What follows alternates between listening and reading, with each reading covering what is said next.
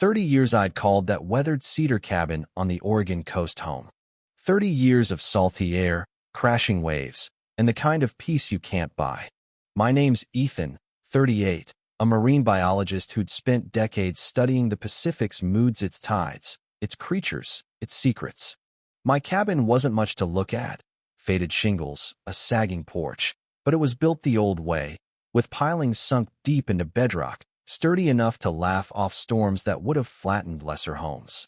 Then one morning in June 2024, as I sipped coffee with the gulls screaming overhead, the mail carrier dropped off an envelope that turned my world upside down.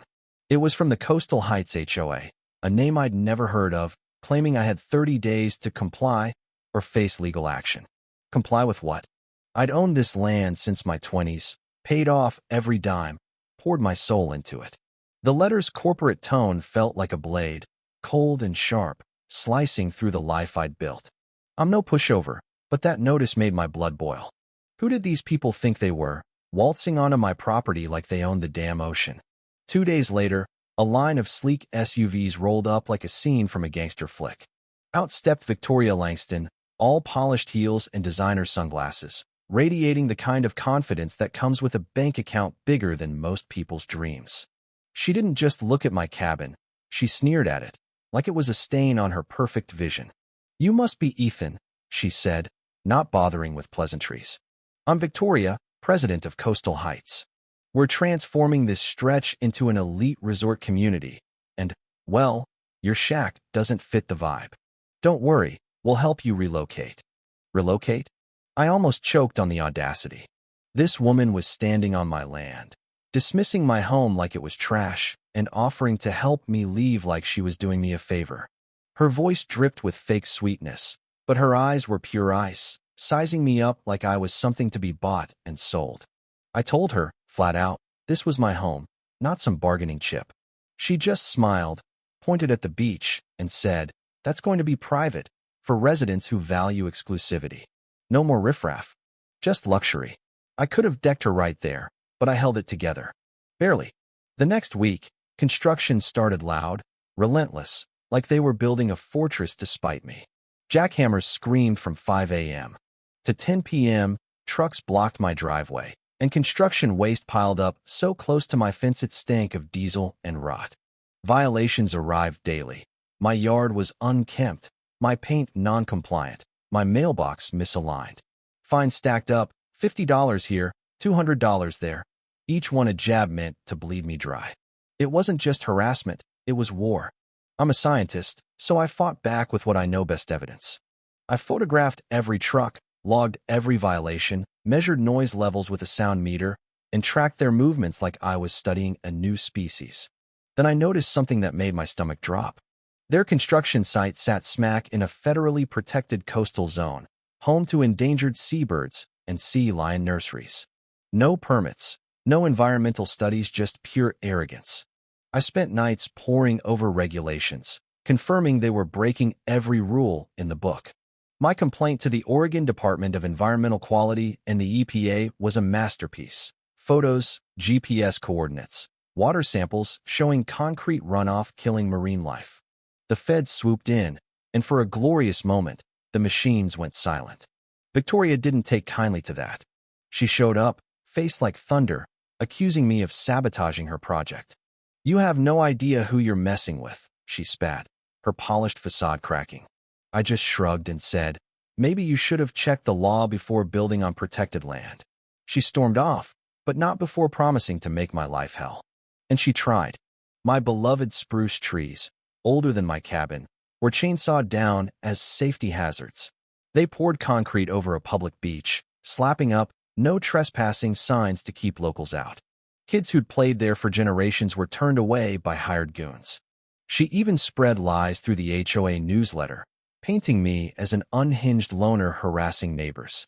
When that didn't work, the police showed up, asking about fake vandalism and stalking claims backed by doctored photos. My neighbors started avoiding me, whispering as I passed. I felt like I was drowning, but giving up wasn't in me. Not when the ocean itself was at stake. Then salvation called, literally. My old college buddy, Lucas Carter, now a hotshot environmental lawyer in Portland, rang me up.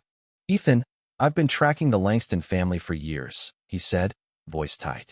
Victoria's dad tanked my family's business with dirty deals. This isn't just about your cabin. It's bigger. Over coffee in my cluttered kitchen, Lucas laid out a paper trail of fraud, bribery, and shell companies the Langstons used to dodge taxes and regulations. He wasn't just a lawyer.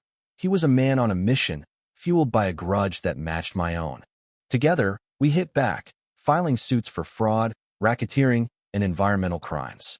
But Victoria's legal team was ruthless, burying us in countersuits and fees that forced me to sell my research gear to stay afloat.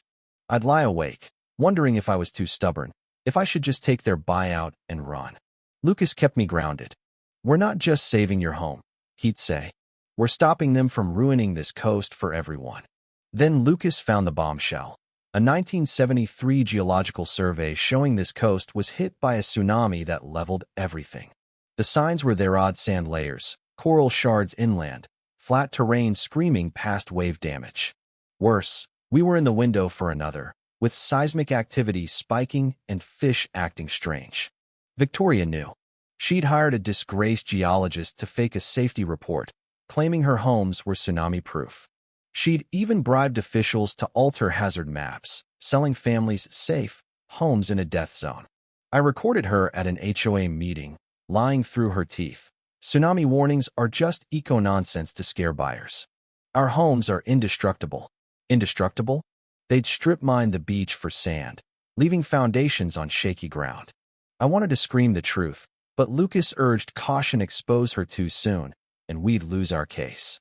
So I prepared my cabin, bolting down furniture, stocking supplies, using old coastal methods to brace for the worst. At 3 a.m., on a sleepless July night, the ocean roared a sound that froze my blood. Not waves, but a primal force, billions of tons of water charging like a beast unleashed. From my reinforced windows, I watched Victoria's empire crumble. Her indestructible homes folded like paper, built on stolen sand that gave way like quicksand. My cabin, rooted to bedrock, didn't flinch. Residents pounded on my door, begging for shelter from the disaster I'd warned about. Victoria stood in the wreckage, soaked and sobbing, her SUV spinning in the current like a toy. As dawn broke, the devastation was biblical: her homes reduced to debris stretching miles out to sea. The worst part? It was preventable. Her greed, her lies, her refusal to listen cost lives. Families who trusted her were gone, their dreams washed away. The feds moved fast.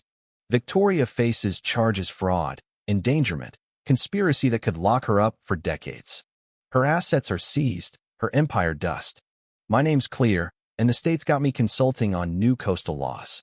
The beach is healing, reclaiming its shape, and I'm back on my porch, coffee in hand, watching the waves.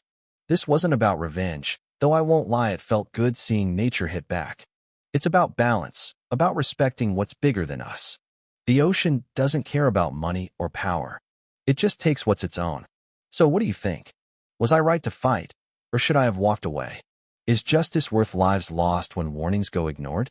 Drop your thoughts below, hit that like button, and subscribe for more stories that'll make you question everything.